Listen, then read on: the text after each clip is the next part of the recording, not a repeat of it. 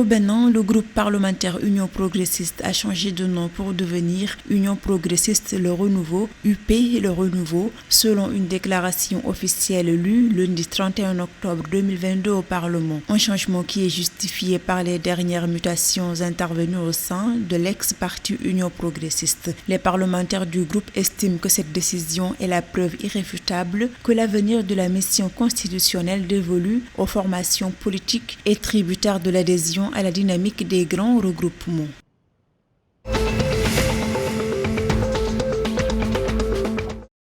Le Club Agro-Côte d'Ivoire, regroupement des entreprises françaises du secteur agricole opérant en Côte d'Ivoire, et l'Institut national de formation professionnelle agricole ivoirien, INFPA, ont signé une convention de partenariat pour la formation professionnelle des étudiants ivoiriens. Cet accord permettra d'intégrer 10% des étudiants de l'INFPA dans les entreprises du Club Agro-Côte d'Ivoire. Ces entreprises françaises entérinent ainsi leur engagement pour la formation professionnelle et technique des jeunes ivoiriens.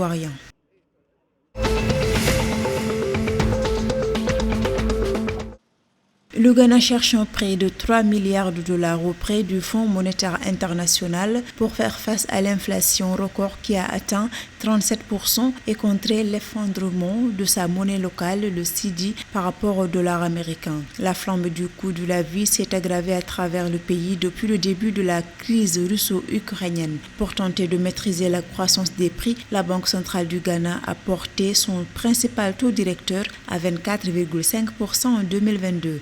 Concernant la monnaie locale du pays, le cedi, il a perdu plus de 34% de sa valeur par rapport au dollar sur un an à fin mai 2022.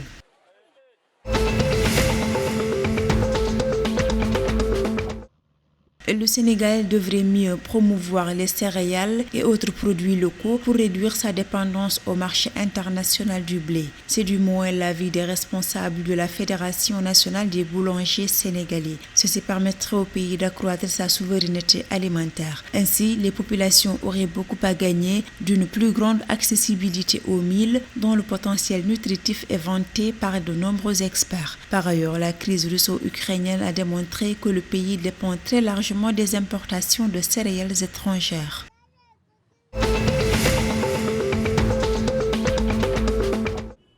Le programme de renforcement des services publics locaux et le programme d'appui à la lutte contre le changement climatique, la protection de la biodiversité et l'agroécologie du Togo ont reçu un financement d'environ 35 milliards de francs CFA de l'Union européenne. Le premier programme sera financé à hauteur de 10 millions au titre de dons et 15 millions d'euros sous forme de prêts concessionnels et le deuxième à un peu plus de 19 milliards de francs CFA. Ces projets visent à renforcer les capacités des collectivités territoriales dans le but d'assurer une meilleure gestion des déchets solides et liquides et lutter contre le changement climatique.